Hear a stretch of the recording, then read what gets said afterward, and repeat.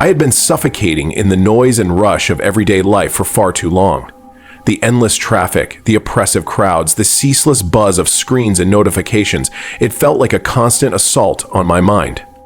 So I decided I needed a break, a complete escape, something far away from everything familiar. That's how I found myself driving through winding, narrow roads late one Friday afternoon, heading toward a remote stretch of coastline I'd heard about but never visited. A place so isolated that few ventured there, a hidden gem whispered about by locals, but untouched by tourists, a place where the world seemed to slow down and the ocean whispered ancient secrets. The journey was long and solitary. The asphalt gave way to gravel roads, lined with towering pine trees, their trunks dark and solemn in the fading light. I passed a handful of old wooden cabins, weathered by salt and wind, their porches sagging as if burdened by years of loneliness. The air grew cooler and heavier, thick with the scent of pine needles and damp earth. Finally, the road ended at a small, nearly deserted parking lot. From there, a narrow path led down to the beach, a stretch of sand so pale it looked almost white beneath the setting sun. The sea lay before me like a vast, shimmering mirror, stretching endlessly toward the horizon. I stepped onto the sand, feeling the soft grains shift beneath my boots. The waves lapped gently against the shore, their rhythm hypnotic and soothing. The sun hung low in the sky, casting long golden fingers across the water. The sky was painted with streaks of pink and purple, fading slowly into twilight. For hours, I wandered the beach alone. I let the sea air wash over me, tasting the salt and feeling the cool breeze tousle my hair. I collected smooth stones polished by the ocean, shells bleached by the sun, and driftwood twisted into strange shapes by the tides. Each small treasure felt like a connection to this wild, untamed place. As night fell, the temperature dropped, and a heavy mist began to rise from the water, curling over the shore like ghostly fingers. I lit a small campfire near a cluster of rocks and sat close, the flames crackling softly and casting flickering shadows on the sand. The stars appeared, one by one piercing the deep black sky with cold light. There was a profound stillness here, a silence so complete it seemed to press against my eardrums. The only sound was the ocean's steady murmur, waves ebbing and flowing, whispering secrets I couldn't understand. At first, the night felt peaceful. I lay back on the sand, eyes tracing constellations and letting my thoughts drift. I thought about how small I was in this vast universe, how the endless ocean stretched beyond my sight, hiding mysteries deep beneath its surface. But as the clock in my mind ticked past midnight, that peace began to unravel. It started with a faint sound, almost indistinguishable against the roaring waves, a soft murmur, like distant voices carried on the wind. At first I convinced myself it was nothing more than the rustling of dry seaweed, or the gentle whisper of a breeze through the nearby rocks. But the sound didn't fade. It grew clearer, softer, almost hesitant, but undeniably human.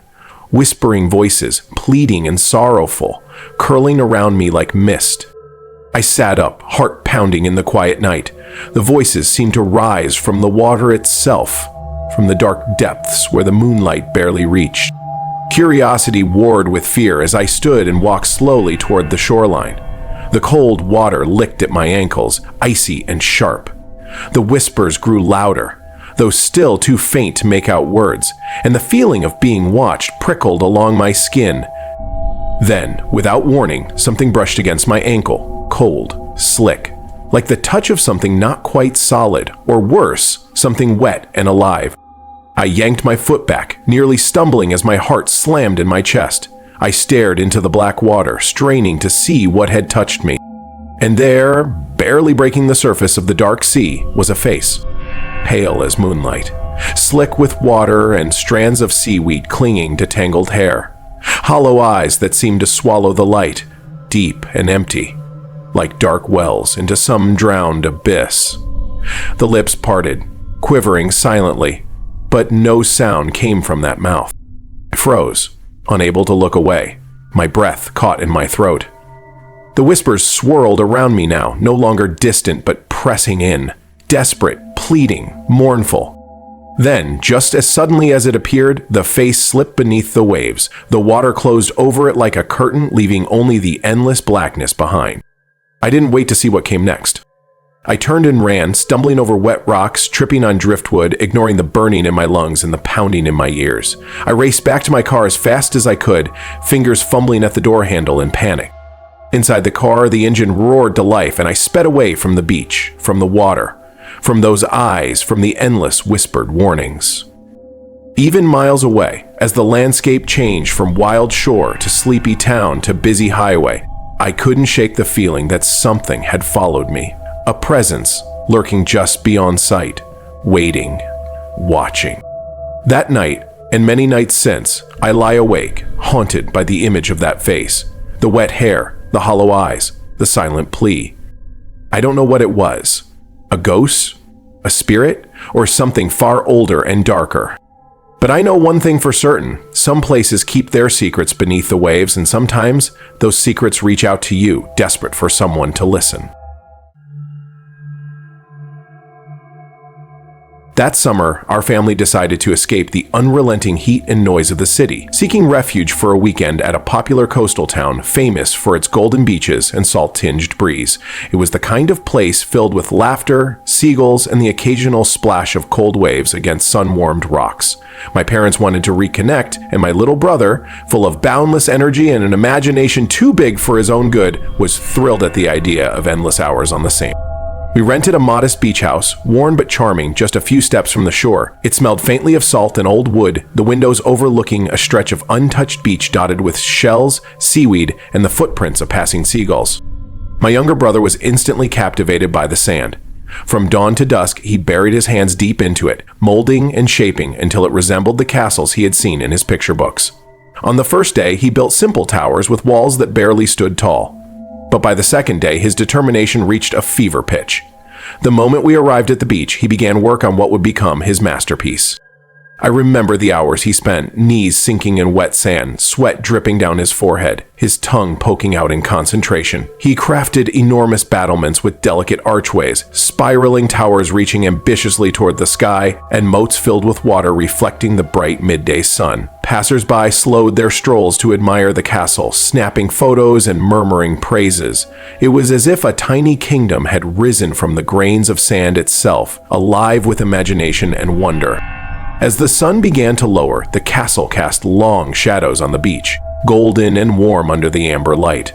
We left for dinner at a nearby seafood shack, the smell of fried fish and salt air mixing into a comforting haze. I glanced back once, feeling a curious sense of pride for my brother's creation. That night, though, everything changed. I was roused awake by a series of loud, uneven banging and crashing noises.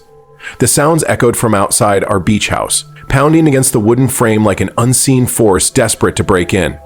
My heart thudded painfully in my chest as I scrambled from bed, the floor cold beneath my feet.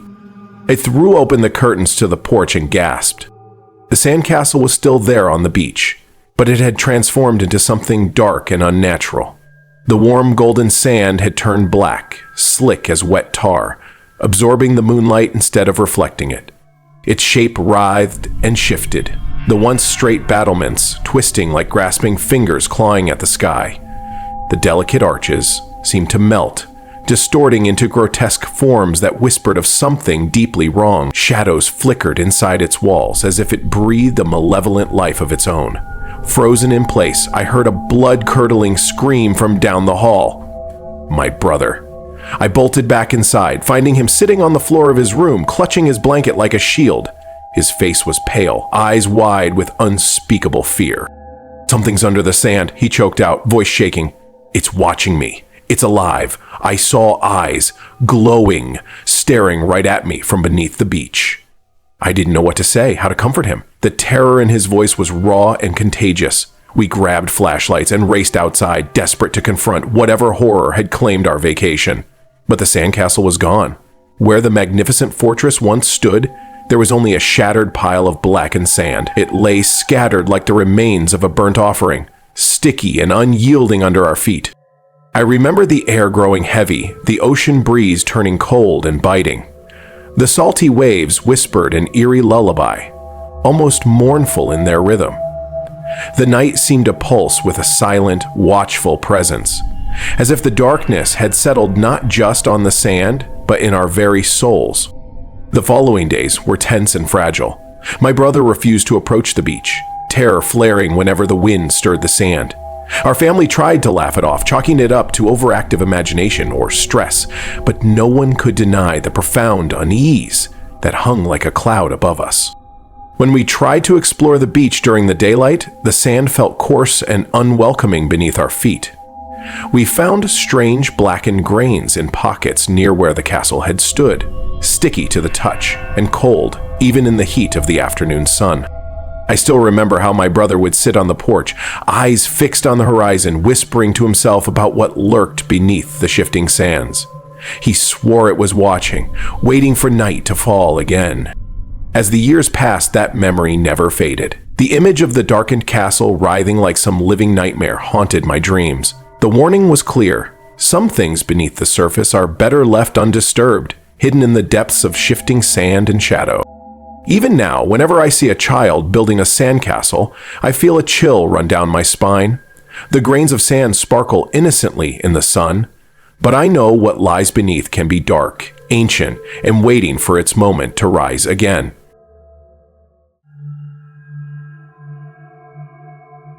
We had been planning that beach trip for weeks. It was midsummer, the kind of humid, salt-laced heat that made the pavement shimmer and the air taste like sunscreen. We were 6 in total, old friends from college, reuniting for one final hurrah before life inevitably pulled us in different directions.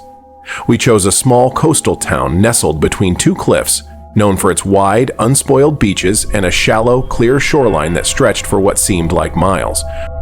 Our rented beach house was simple but cozy. Wooden floors, a wraparound porch, and large windows that gave us an uninterrupted view of the sea. Every night, we fell asleep to the sound of waves rolling in.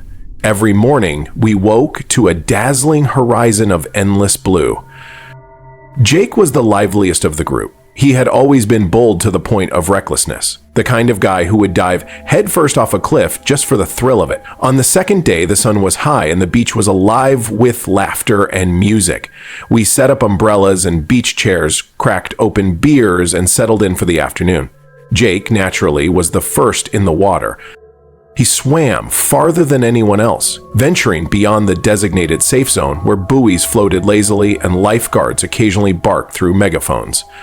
We yelled at him to come back. He responded with a wave, grinning like a man who had never feared anything. Minutes passed. Then more minutes. And too many. We stood, scanning the waterline for any sign of his dark hair or thrashing arms. But the ocean was quiet, dearly so. The lifeguards were notified, whistles blew, and within minutes a coordinated search began.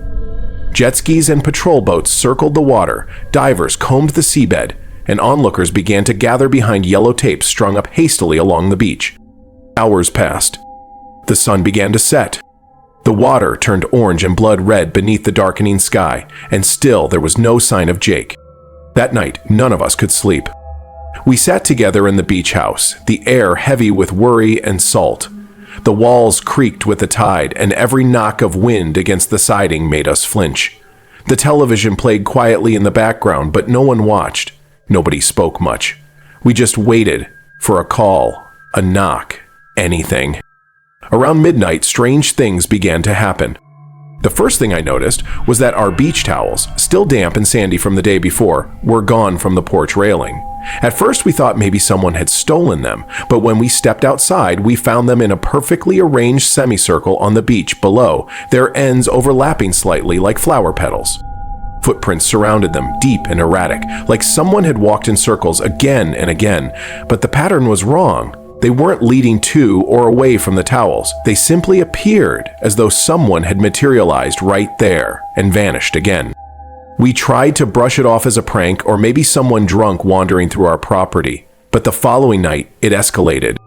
We began to hear noises, low, wet, dragging sounds along the porch boards, as though something waterlogged was crawling. More footprints appeared, this time closer to the front door, and from the corner of our eyes we began to catch glimpses of something tall and hunched just beyond the edge of the firelight, retreating as quickly as it came. By the third night, we stopped sleeping altogether. Our friend Sarah swore she saw Jake standing ankle deep in the surf, waving at her. She ran to him, screaming his name, but by the time she reached the water's edge, he had vanished into the dark sea, leaving no footprints behind, only a single handprint pressed deeply into the wet sand. None of us wanted to admit it, but we all felt it, that he hadn't simply drowned. Something had taken him. Then, a week after his disappearance, the body was found. Or rather, what was left of it.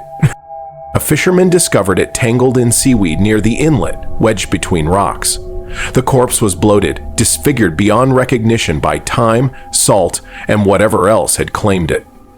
The face was unrecognizable, but there was one detail we couldn't ignore: the wristwatch. Waterproof, steel-banded, with a cracked face and Jake's initials engraved on the underside. He never went anywhere without it.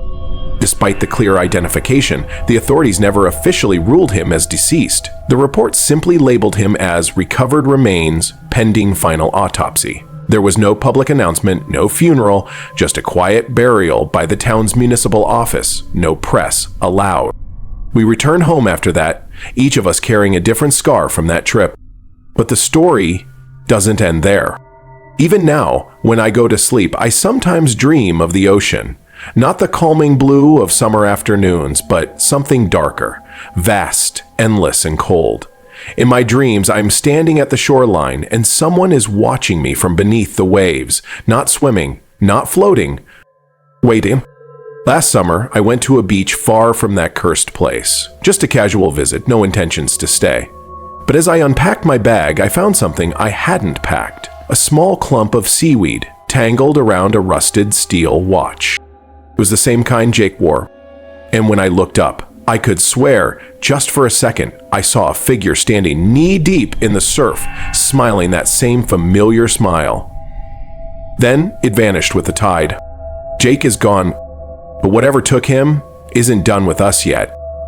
If the drowned whispers of the drowned whisper, the cursed sands of the Sandcastle Warning, and the relentless tide of the Vanishing Swimmer left you side-eyeing the shoreline, welcome to the dark depths of beach horror, where golden sands hide blackened secrets, waves carry voices from the abyss, and every footprint could be your last. Before you retreat to dry land, crush that like button if these tales dragged you under their riptide of dread. Share this video with anyone brave enough to wade into the unknown, and subscribe to plunge deeper into the ocean's unforgiving mysteries. Every click is a ripple in the dark, a vow that the next horror is already rising with the tide. Now, the surf hisses. Have you felt it too?